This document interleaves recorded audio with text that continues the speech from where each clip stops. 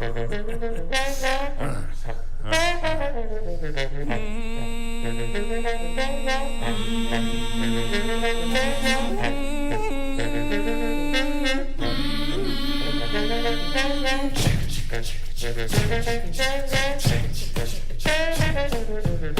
upon a time there was a railroad line. Don't ask where, brother, don't ask where. It was a road to hell. Oh, it was hard times. It was a world of gods and man. Now, I would really like to play that whole opening song from Hadestown, specifically from the New York Theater Workshop cast. But we are going to talk about a world of gods and men today, and we are going to do it.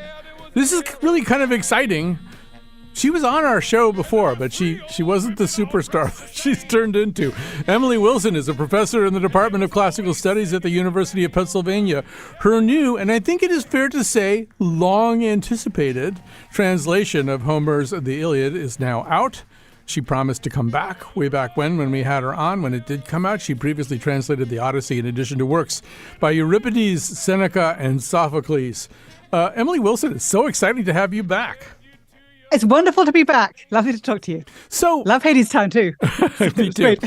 and I mean, in a way, it kind of leads into what I'd like to begin with. So it was my birthday, and I went to New York to see a play, and we were getting in the car to drive home from New York, and I was sort of fiddling around with maybe listening to a little of Audra McDonald to do the Emily Wilson Iliad translation, and my significant other, who's not necessarily imbued with all of this stuff, said to me before we began, what's the point of the Iliad? Which I thought was sort of a question you could interpret in a number of different ways, the question itself. And I made my own little faltering attempt to answer that question. But I'd love to hear how you would choose to answer it. I love that question. It's a question that we could spend the whole hour on. I mean, I think there's several different points. One point is it's a poem from a very long time ago, from a very alien and distant culture, which is also was weird in its time. So I think the weirdness is part of the point, but part of the reason to read Homer is it's so strange and different. And then the other part of the point is it's so resonant with feelings that people have and things that are still relevant in our contemporary culture. I mean, it's about rage and grief and death, and those things never go away. One thing that I said right away was, one argument for caring about it is that people have cared about it for so incredibly long. This is one of the oldest extant texts that people still read pretty widely. Just its persistence should be a point in favor of paying attention to it. Absolutely. I think it's also important to flag that the caring about it hasn't been sort of uniform and consistent. The amount that people care about the Iliad right now is probably far greater than it was in, say, 1300. And the ways that the poem lands now are very different from the ways it would have landed, in 1000 AD or, any other time you might pick. I absolutely agree. There's these levels of readings layered on readings, and so many different translations, so many different cultures of people responding to this very ancient poem. Is it fair to say, when I look at things like Tolkien's Lord of the Rings or Game of Thrones, or for that matter, the Marvel Cinematic Universe, I see a lot of the Iliad. The Iliad is all about these people with these very special abilities and powers and the kinds of decisions they make about how to use the powers, how they try to overcome adversaries in ways not accessible to a person of average talents and powers. I don't know. Is it unfair to map the Iliad onto that, or is it really kind of this text for all the stuff that was to come?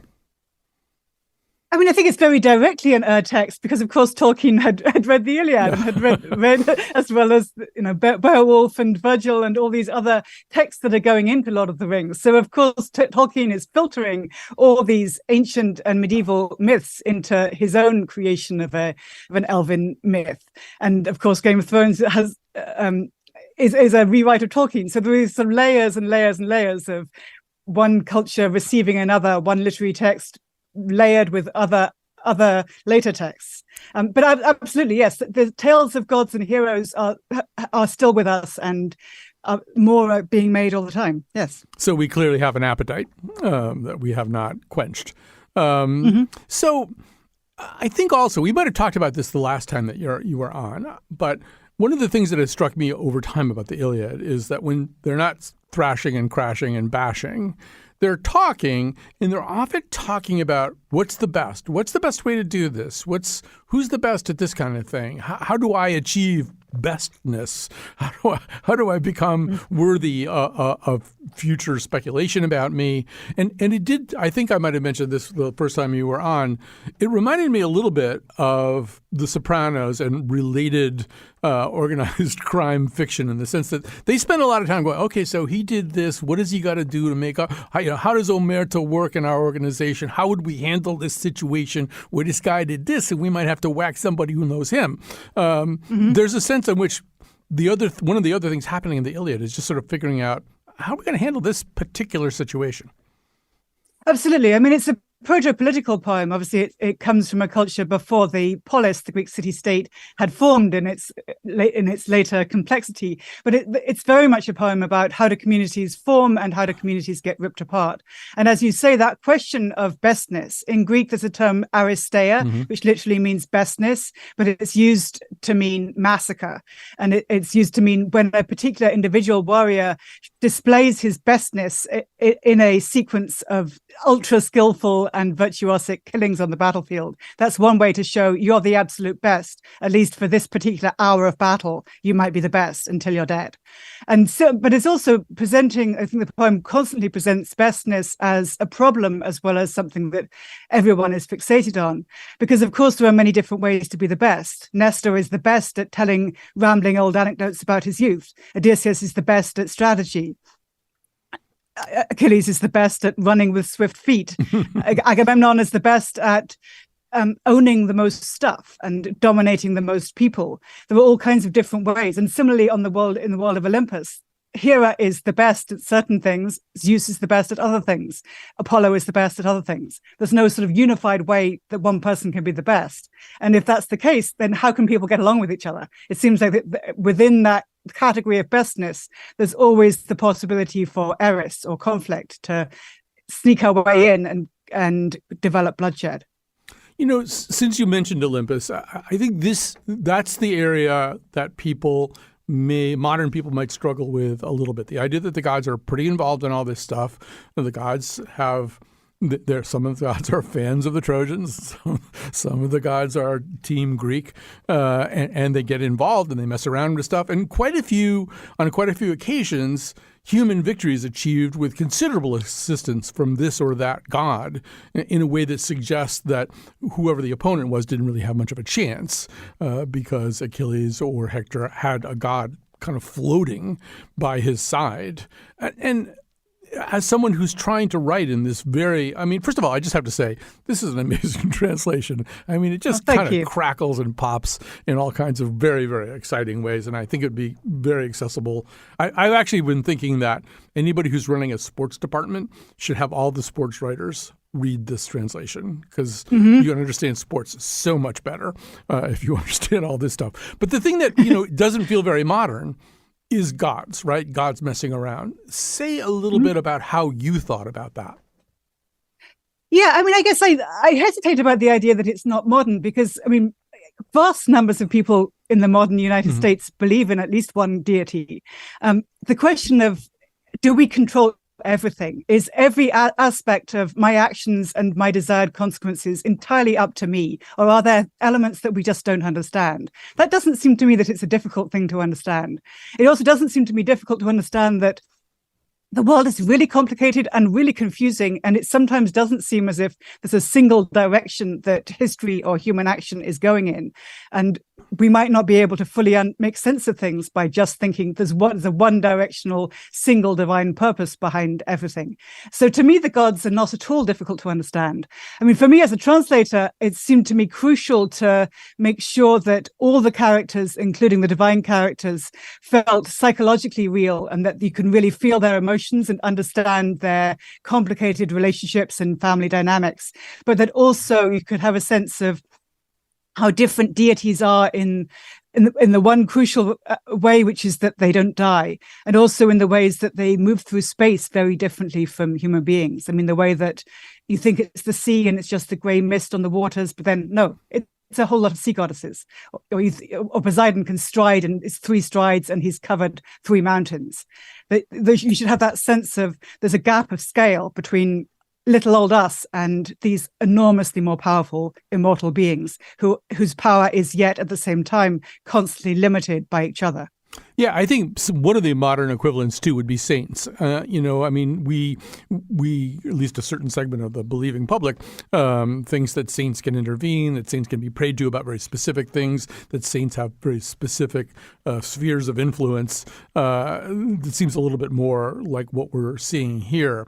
But there's also was an exchange, and I'm always in danger of misinterpreting things, but it kind of leapt out to me. It is very modern in a way. It's near the end, and at one point, Achilles and Agamemnon are each kind of making little speeches. I suppose we should actually explain the plot of the Iliad, but we'll come to that, I guess. They're making little speeches, and Achilles says, in the future, there's going to be a lot of talk about how this feud really was kind of ruinous, and a lot of Greeks died who didn't need to die, and the tale is going to be told about how kind of we let our emotions get away, whatever he's saying about it. And then when Agamemnon's turn to speak comes, and he kind of complains too about having had to wait to speak at all, he says, we're going to say Zeus did it. Zeus did all this stuff. All the stuff that went wrong, that was Zeus.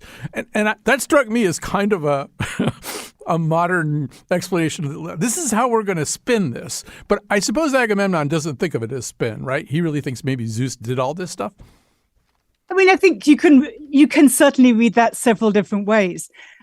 Agamemnon is the one who repeatedly says, what happened when I made that deadly mistake in dissing, I don't use the word diss in the translation, dissing Achilles in the initial council meeting, in the furious quarrel which starts the whole poem off between Achilles and Agamemnon, where Agamemnon disrespects Achilles by taking from him the enslaved woman that he's held, and in doing that takes away his honor. And the whole plot of the poem unfolds from Achilles trying to make up the honor that he's lost thanks to Agamemnon. Agamemnon repeatedly says, once he realizes how disastrous Achilles' wrath will be for the Greeks as well as for the Trojans, repeatedly says, it was Ater, divine ruinous delusion, that took away my wits. And that was sent by Zeus. But the narrator never says that, which I think it leaves room for some possibility that, of course, Agamemnon has to say that. He has to cover up to say, if he wants to continue being the kind of best that he is, the high commander who controls the most troops at Troy, then of course he has to have a narrative that doesn't say he's actually terrible at decision making. and in order to maintain that narrative, he comes up with the beautiful, convincing depending on whose side you're on, account of what was I to do? It is a god who carries everything to its conclusion. Deadly delusion ruins and deludes all men. She is the eldest child of Zeus. Her feet are soft. She never walks on earth. And I think it's striking that the narrator doesn't say that, because, of course, the narrator does very often tell us a god intervened, as the narrator tells us in the initial quarrel where Achilles is on the point of killing Agamemnon. And we're told by the narrator that Athena steps in. Athena swoops down from the sky and tugs him by the hair, just as he's about to get his sword out of its sheath to slaughter his frenemy. She stops him. And we're not told a similar thing about Ater taking over Agamemnon. So I think it's worth paying attention to the gaps in the narrative as well as in what is actually said. We should probably say, and this might help us with kind of keying people to the plot a little bit, I think if you asked a lot of people, what's the Iliad about? They would say, it's about this really, really long war. And the truth is, we're 9 years or so into the war when this thing starts. And it really happens over a pretty short period of time. And narratively, this is kind of a sophisticated choice. Instead of just this linear narrative about this epic, conflict between two major forces, Homer has decided, I'm going to just sort of start right here with this kind of petty feud that seems petty to us, maybe, that breaks out over possession of a particular woman and in a way that something that had to be done to essentially stop a pandemic that was, I think, running through the Greek forces. And then I'm just going to play it out from there.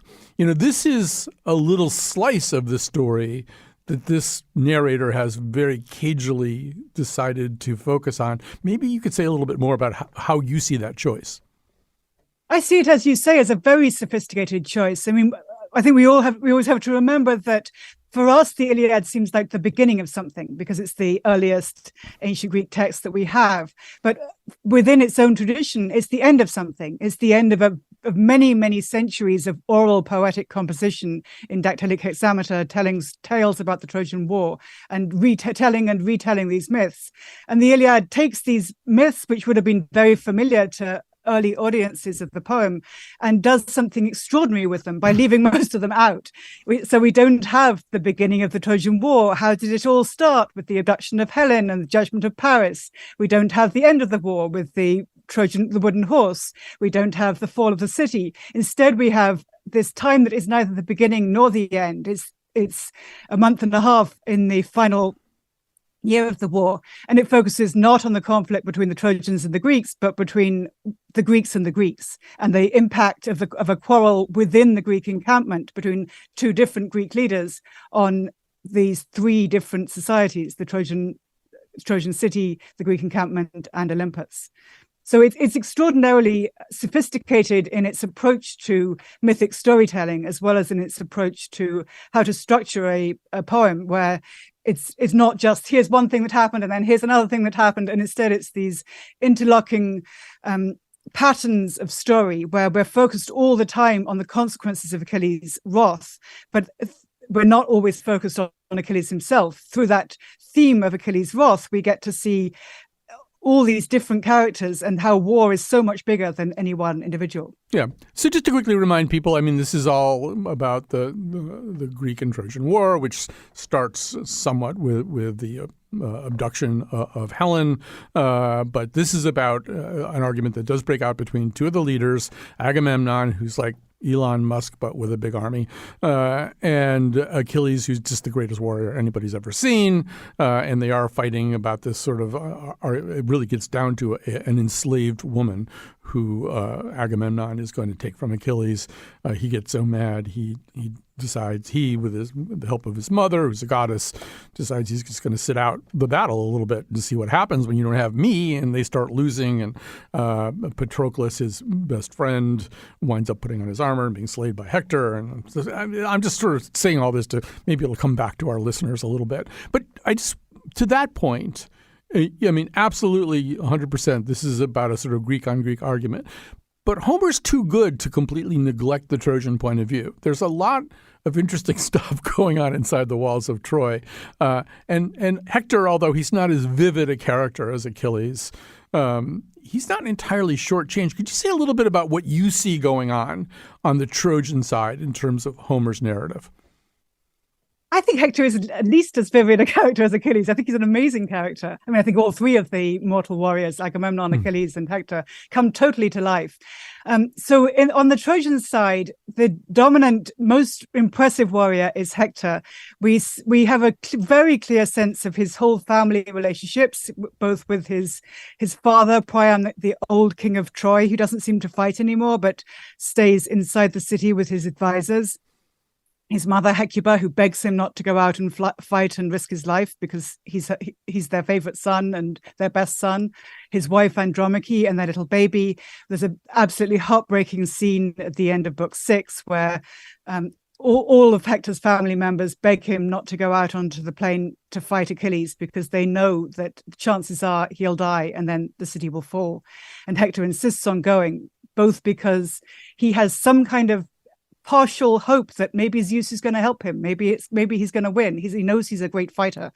And he also hopes that fate is on his side. And he also knows if he goes back into the city, he's going to be ashamed. And the Trojans won't admire him in the way that they do now because they admire him for being willing to risk his life. We also have some wonderful exchanges between Hector and Paris. Paris is the Trojan warrior who abducted Helen in the first place, where Hector shames Paris for being a pretty boy who's only good at looking cute and attracting the ladies and not as good at fighting as Hector himself. So it's also really speaks to these questions about masculinity and the warrior code, and what kind of man is it that goes out and fights? What kinds of implications are there in a society where you're ashamed if you don't risk your life, but even if risking your life might also mean risking the deaths of all your people or the enslavement of all your female people. All right, we need to take a break here, although I could just listen all day. This is great. Emily Wilson has a new translation of the Iliad by Homer. It is out. It is unlike other translations. I don't really know how to describe all the differences, but maybe she will in the next segment. We'll take a break. We'll come right back.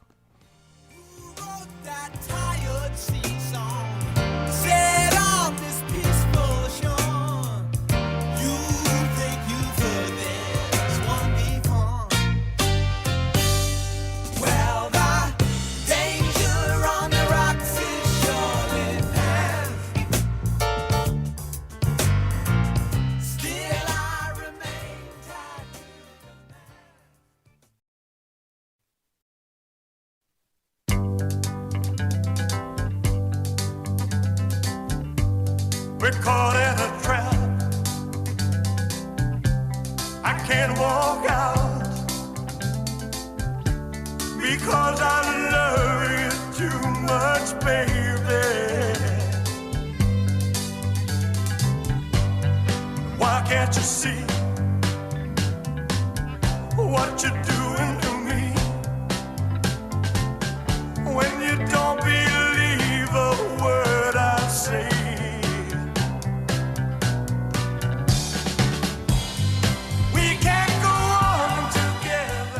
With Suspicious Minds. I don't know why, but lately, every time I do anything, I think about that song. It just seems like it was written about the Iliad in a lot of ways, because they are caught in a trap, and people don't really trust each other very well. Joining us right now, Emily Wilson, professor in the Department of Classical Studies at UPenn. Her new translation of Homer's The Iliad is out now. She's previously translated the Odyssey, in addition to works by Euripides, Seneca, and Sophocles.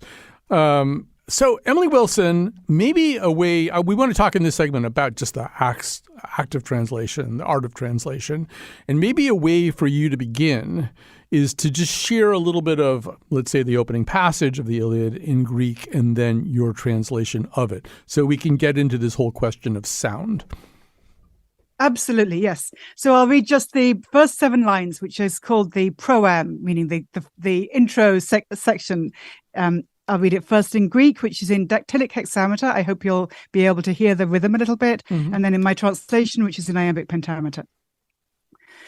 Menina edethea pelea doakileos ulomenen hemuria kaois algia theka polas dithimus psuka saidi proiapsin heroon autus de haloria chuke kunesin oio noiside daita dios de teleto bule exudeta prota diaste tenerisante atredeste anaxandron kai dios Achilles. Goddess, singeth the cataclysmic wrath of great Achilles, son of Peleus, which caused the Greeks immeasurable pain, and sent so many noble souls of heroes to Hades, and made men the spoils of dogs, a banquet for the birds. And so the plan of Zeus unfolded, starting with the conflict between great Agamemnon, lord of men, and glorious Achilles. You're so good at that. All right. So I guess I want to talk about what it takes to get from the first thing to the second thing. And one thing that you wrote was, you said, for the first 2 years of working on the translation, I was more or less completely stuck. I read and reread lines and passages from the original out loud, read and reread my own early stillborn failures, experimenting with phrasing and line lengths and rhythm. And anyway, could you say more about that? If you're unhappy with, or even just reasonably happy, but feel like there's a tweak or two needed at the end of a process, what is the conversation that's going on inside your head as you're saying, okay, it's going to be this, not that? Yeah, it's so difficult to articulate that, I find, because how can we talk about words except with words? And yet the words, the sort of meta words, I don't know quite what they are, of trying to get closer. I mean, it's very hard to talk about translation without some kind of imagery. Is it closeness? Is it replication? Is it echoing? Is it what is the kind of sameness that I'm trying to get more of?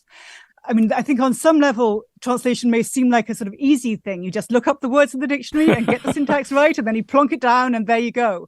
And of course, that's not gonna cut it if what you want is not, let me tell you what all the words mean in terms of their dictionary definitions, but also let me make you feel the same. Let me give you something like the same sense of who Hector is, or who Achilles is, or what it feels like to be in the midst of this battlefield, or how noisy is the bronze right now? What is it like when they're all screaming?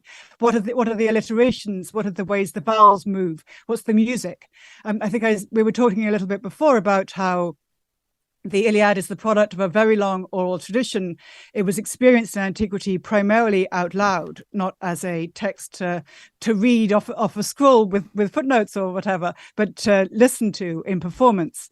And so I wanted, if possible, to create a translation of the Iliad that would have meter like the original, which most modern translations don't. They use prose or free verse, so that it would trigger that sense of this is an AU oral and also an ORAL oral text. And it would have a sense of this is designed for the performance and gives you a sense of what everything feels like and sounds like. And that's not entirely an easy task to figure out. How do I do that with a completely different language and a completely different set of literary and poetic tools at my disposal from those that were available in archaic Greek? Yeah, and so I'm reading it out loud and over, and then just trying to figure it out is, I guess, the answer to how do you do it. Right. Yeah. So it's got to sound a certain way. And I want to come back to that in just a second. But I think there's also a question of, am I being true to my understanding of who Hector, Agamemnon, Achilles, Helen, who this person is? Would this person say it that way? Would this person say it a different way? Yep. And then there's also some alliance with the original Greek word. Is this really what this Greek word means, right? I mean, it seems to me those are some other things that you're juggling as you do this. Right. I mean, in the original poem, as scholars have discussed, Achilles doesn't talk like anyone else. The original has a partly traditional formulaic poetic language, and yet it also has this enormous fluidity and flexibility in how it uses that, such that you really can see that we're being led to understand how Achilles feels and the particular ways that he uses metaphor, which are different from the ways that Hector talks, for instance. So those things are connected. I mean, the question of what exactly does this particular word connote in this context is not completely separate from what does it connote in the mouth of Achilles, or what does this phrasing mean both in itself, in the other uses that we might be able to look at, and also what might its impact be in the mouth of Hector. You know, one way that I would describe what you've done here, and I mean, I've spent some time with at least one other translation of the Iliad. So I started out in the newspaper business, and I had this editor who used to say that we reporters would come in from something that we'd seen, and we'd go, holy crap, you would not have believed this. There were 5 fire trucks, and there was a guy up on the 4th floor, and he had a cat in one arm and a gun in the other, and the firemen didn't know whether to save the cat or not, or the guy was going to shoot them, and blah, blah, blah. And then we go back to our desks and write out this kind of stilted news story, and he would say, tell it to me the way you told it to me when you walked in here. That's what I want. I want you to write what you said when you came in the door. And I think that's something that you've done. I mean, I think Homer does it, but I think you've done it too, right? It's kind of, this is the way I'm going to put a camera on this. This is the way it really looked and sounded and felt. Mm-hmm. Yeah, I mean, I like that example also because it sort of speaks to the way that can be very difficult to do. I mean, that even if you've got all the feelings, how do you make them into the words that fit the genre or that fit the language? I mean, you in your example, you were able to say it to some extent orally, and then how do you convert that into a column? And similarly, I mean, I've been reading Homer for decades. I have a sense of how it sounds. I have a sense of what I think's going on in each passage or each scene. But then how do I convey that sense of what the Greek might be doing to me in English? That takes many, many drafts to get to the sense of immediacy. Immediacy may seem like it's something which, you just instantly get to immediacy. But in fact, it takes many, many attempts at writing it and rewriting it and sort of getting out of your own way to get the reader to experience something that might be at least a little bit like the immediacy of the Greek. You know, you obviously get at this as the way that you've described it too, reading the original Greek out loud, reading out loud, and you're obviously also a very dramatic reader. But now we have another way of accessing this. Kat, I'm going to have you play B1. So for the audiobook, Audra McDonald, of all people, is reading or performing this story. Let's hear a little bit. Well, we're going to go back to that same opening passage, I think. Let's hear how Audra makes it sound. Goddess, sing of the cataclysmic wrath of great Achilles, son of Peleus, which caused the Greeks immeasurable pain and sent so many noble souls of heroes to Hades, and made men the spoils of dogs, a banquet for the birds, and so the plan of Zeus unfolded, starting with the conflict between great Agamemnon, lord of men, and glorious Achilles. Now, that's fairly straightforward, but as Audra goes along, I mean, Audra McDonald is many things, but the thing that she was put on earth to do is sing. And there is, I think, a sense of somebody bringing that skill to what she's doing with your work. I'd first of all like to know, I mean, did you sit down with Audra McDonald and say, here's how I see this, or how close a collaboration was that?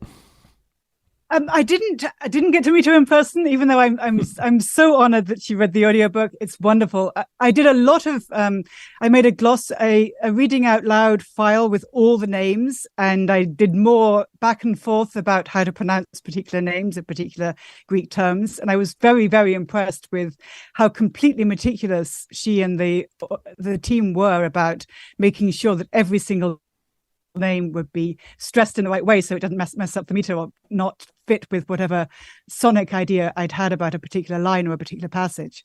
So, I mean, I thought she showed an amazing work ethic, and one day I'd love to talk to her about the whole process, but I haven't got to do that yet. So I want to talk about some specific choices that you have to make. Linguistic choices of characterization. One that you've written a good bit about and talked about as well is a scene between Hector and his wife Andromache. This is in book 6, I believe. This is a scene where he's, I believe, coming back from battle. She's running out to greet him with their child in her arms. And this has been written and translated a lot of different ways. Maybe you can talk about the colors and ideas and feelings that you were trying to bring forward in this scene. I wanted to make sure that the reader would understand the feelings of all 4 characters in that scene. It's the characters who are there are both Hector and his wife Andromache, who both have long and magnificent speeches. And we also know that also present is the enslaved nurse who's holding the baby, who in a way represents Andromache's future, and the baby who shivers and is terrified at his father's helmet. And we also know from the baby's emotional reaction that in a way it's cute, and the parents laugh because it's funny that the baby doesn't understand how normal war is. But we also know that it's also not cute because that baby's going to be killed. He's going to get hurled from the city walls because his father's wearing that helmet and going out and going to be dead soon. I wanted all of those feelings of Andromache's terrible grief for the family that she's already lost, and her sense that the only thing holding her back from slavery and the death of her child is her husband's life, and he's going to go out and lose it. So I wanted her terror to be real. I also wanted Hector's both terror of several different things to be real. That of course he's trying so hard to be brave, and he's so honorable, and he very much wants to be the honorable man and to fulfill his destiny as a warrior. And he also knows that that destiny may result in his death and the slavery of his wife and the death of his child. And he has so much hope as well as so much sense that it may not happen, that maybe his son will grow up and get to be a warrior too and kill more people. Maybe that will happen, and maybe it won't.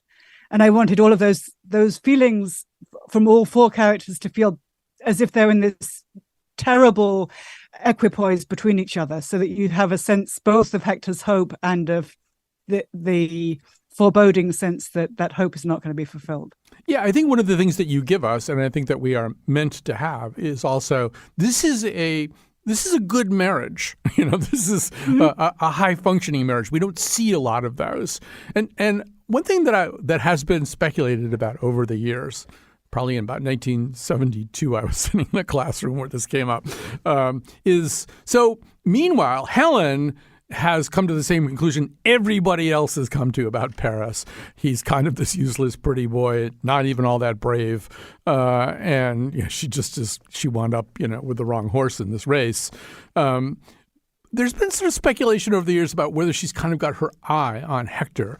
And you, with your access to the distinctions between Greek words for filial love versus visceral love, or however you might want to express this, I'm wondering if you've come to any opinion about that. I don't tend to think that that's a particularly strong subtext in there. I mean, I think one can play it any number of ways, and if you were doing a dramatic reading, you could play it that way. I mean, I don't think my job as a translator is to tell a reader how to think about every scene in a completely worked out sort of way. I think there needs to be some gaps in the text that the reader can supply or think about for herself or himself. And maybe that's one of those potential gaps clearly Helen has a very friendly relationship with Priam, her old father-in-law, who's kind to her when other people are shuddering at her. She also clearly has a very friendly relationship with Hector, who also, as she says once he's dead in the final lament of the poem, this poem of rage and grief, which ends with female voices in lament. The last female voice lamenting for Hector, I think quite surprisingly, is that of Helen, who regrets the loss of Hector and his kindness. And I think part of what's going on in that final lament is not, I think in a way it seems to be reductive to say she's lamenting for Hector because she thought he was cute. I don't think that's why she's grieving for him. She's grieving for him because he was great and he was kind. And there isn't going to be much kindness in the final months of the war. Right. There's probably some Iliad fan fiction somewhere where they really, Yeah, that's not what I mean, go ahead, but that's not my thing. So let's talk about another. I'm fascinated by your depiction of Zeus and Hera. This is another couple with a kind of interesting marriage, if that's the right word. And so in book 14, there's a moment where it would be very convenient if somebody could get Zeus to go to sleep. And so Hera thinks, well, I know how to do that. And so she seduces him. Say a little bit about what I just have to say one thing about that scene. I think it's in that scene where Zeus is talking about how hot she is, and he goes, you know who you're hotter than? And then he names basically every woman he's ever jumped on in his life. He goes through them all. Like, remember her? I nailed her. You're hotter than she is, which seems like a strange, kind of pillow talk. But say what you did with this scene. I think it's a wonderful scene. I mean, I think it's an example of how very varied the tone of the Iliad is. I mean, I think if you haven't read it for a while or haven't read it at all, you may think all of it's going to be some kind of dark and depressing and just guys killing each other, which is, I mean, there is there are many very exciting and very tragic and thrilling sequences of guys killing each other. But there are also, as we've said, these domestic scenes between husbands and wives, and each husband and wife pair is different, as is the Achilles Patroclus, relationship, which is also in a way a husband and wife relationship. So the scene of the seduction of Zeus is in a way a comic interlude where Hera appropriates the arms of Aphrodite, and of course the weapons Aphrodite uses are the weapons of seduction. So she puts on her special earrings and her special moisturizer and does her hair great and has the magic bra of Aphrodite, and then appears looking fabulous to Zeus and says, I'm so sorry, darling, I'm off on an errand. And of course, he then comes up with this hilarious, ridiculous seduction speech where he boasts about all the women he's raped and says how much more he wants to have sex with her than any of those other women. And it's funny partly because it's the god of strategy. I mean, just as Hera has appropriated the weapons of Aphrodite in being the seductress, she also appropriates the skill of Zeus by being better at strategy than he is. He thinks he's being so strategic in mentioning all these women he's had sex with, and he's not being slick at all. And Hera is much slicker and manages to get him to go to sleep. And then we also see, I mean, I love the way that how quickly the poem shifts in its tone from right after Zeus goes to sleep. That means that the plan can unfold Poseidon can encourage the Greeks to get to slaughtering the Trojans in a way that contradicts the plan of Zeus to make the Greeks have the upper hand, at least for the time being. And soon Hector is wounded, and we think for a second he might be dead. So you can also see that what on one level is funny, it's also not that funny in terms of the consequences it has on the human realm. But there is, I don't know, maybe I'm projecting too much here, but I did feel as though there's a Zeus-Hera relationship in this translation that is kind of, I don't know, this probably doesn't mean anything to you, but you would have had to grow up in America. But there was a show called The Honeymooners with Jackie Gleason where, he and his wife Alice were always kind of arguing about stuff and having these arguments that seems like they could tip into violence. But there's also a little bit, I'll do a British one, Rumpole of the Bailey, who's always talking about his wife as she who must be obeyed. I don't know, like even in book one, there's a moment where you have Zeus say, literally, I think this is word for word, I can't get away with anything. He's talking about Hera. I think you see them a little bit anyway as this occasionally comic domestic comedy that happens to be taking place among gods in Olympus. It's borderline comedy, yes. I mean, it's borderline comedy of that very misogynistic kind of the wife / my mother-in-law jokes. It seems in a way it's the stepmother jokes are the ancient equivalent of that. But it's also so very frequently it's funny and then it becomes not funny. I mean, for instance, in that wonderful, totally chilling exchange between Zeus and Hera, where they manage to come to a kind of accord with each other, where Hera is insisting on the total obliteration of Troy, and they get a compromise because Hera agrees with Zeus that he can get to obliterate 3 cities that she really likes. And it's a happy ending in terms of the marriage can survive for a little bit longer. And it's also not a happy ending in that yet more human beings are going to be slaughtered as a result of this fragile and domestically abusive divine marriage. All right, we have to take one more break here. We'll have a little bit of time on the other side of that. We're talking with Emily Wilson about her new translation of the Iliad. Here we go.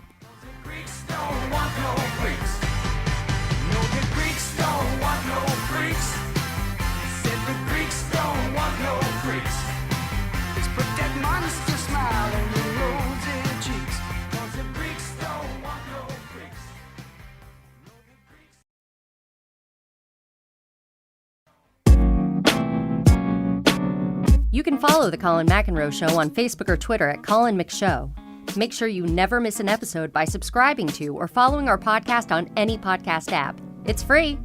You don't have to wait an hour after eating before you go swimming. That's just something our mothers believed. Back to the show.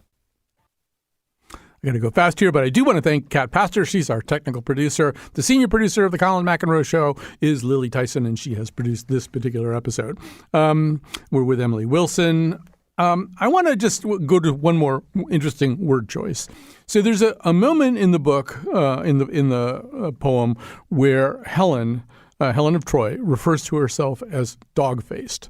And obviously she's, there's used to be a kind of an unpleasant way to describe a woman you didn't think was all that attractive was to call her a dog. That's clearly not what Helen is talking about there. But this has been translated lots of other ways. Most of the well-known traditional translations, Helen is kind of calling herself a slut or something. That's not how you handled this. Say how you did handle it. I translated dogface or kunops as dogface because I think the literal translation gives you the metaphor, and then you can figure it out what you think it might mean. I also have some long footnotes about it. That word is used several times in the Iliad, and it's used of men as well as of women. It's used of when in that first quarrel between Achilles and Agamemnon, Achilles calls Agamemnon a dog face. And I don't think he's trying to shame him in a sexual way. I think he's one can argue about what we think the metaphor of it being a dog means in archaic Greek poetry. I mean, I think it suggests something about being in the wrong place. And Helen is, I think, articulating the ways that her place in the world, just literally geographically as well as socially, are extremely fraught and difficult. And she might be moved from one household to another, or move herself from one household to another, and might not be seen as fully human. I mean, maybe we should also remember that she's the daughter of a of a god, just as Achilles is. Yeah, I mean, ultimately, what's going to happen is when Paris is dead, there's going to be a conversation about who to give her to, like which family member to give her to. She looms so large in our minds, but she is being treated that way. I think she's also thinking, I mean, she's sort of aware that if she never existed, most of this bad stuff wouldn't be happening. Yes, I mean, Helen's awareness of her own story and of the big story that in which she's a crucial part is one of the things that makes that character so extraordinary. But I already suggested that she's in a way like Achilles, in that Achilles sings to the lyre and presumably has a sense of his own place in the narrative of the Iliad. Helen also has a sense of her place in the narrative of the Iliad and is aware that she'll be sung about for generations to come. So we have just a little bit of time left, and I guess I want to talk to you about breaking up with Homer. You've had a very, very long and productive relationship with Homer, and this is, more than a decade of work, and he doesn't really have anything left for you to work on. So first of all, are you going through withdrawal? What's happening to you now that this epic undertaking, after having done the Odyssey, this one is also complete? Yeah, I mean, I love Homer and I'm going to be reading Homer for the rest of my life. So I don't actually see it as a breakup. I mean, I see it as the beginning of a different phase. I mean, one day I'd like to do some translations of the Homeric hymns as well, and maybe of Apollonius's Argonautica to stick with the Greek epic. Right now I'm doing some retellings rather than translation of the Trojan War myths, which are in the background of Homer, but don't make it into the foreground of the Iliad and the Odyssey. So it's going to be more of a sort of sequence of short stories, which aren't translating any one ancient text, but building on the ancient stories to create a coherent narrative of my own that I hope people will enjoy and that I hope will complement a reading of the Iliad and the Odyssey. But it's a little bit of a different limb to crawl out on, right? Now you're sort of doing something where you can't say, well, I had to start with Homer and then work from there. You're really starting a little bit more, ab ovo here. You're you're beginning the process, not translating something. Yes, absolutely. It's a totally different kind of writing, of course. And it's exciting. It's nice to shake things up, to do something different is always a good thing. How's your Latin? Because I'd love to read an Aeneid by Emily Wilson. I've published translations of Seneca already. I'd love to just do more Latin translation one day, maybe especially lyric. I mean, I think that there are already a lot of Aeneid translations out there, many of which I think are pretty good. So I don't feel that there's the same kind of gap, which in the case of Homer, I felt the lack of an accessible, straightforward in the way the original is straightforward, verse translation using meter was a real gap in terms of what I could provide for my students. Whereas there are plenty of metrical translations of the Aeneid that I think are usable in the classroom. So I don't think I need to do that. There's other things in Latin I'll do, but not that. Although I love Virgil, but I'm not going to do it. Yeah. Well, it's an interestingly modern story in its own way, too. All right. So we have to stop. Reluctantly, we have to stop. This is the brand new translation of the Iliad by Emily Wilson, and we encourage you to get it. We encourage you to not be intimidated by whatever you think the Iliad and Homer are. Emily is going to take very good care of you. And thanks for taking such good care of us, too. It's been wonderful to talk to you. It's lovely to talk to you. Thank you so much.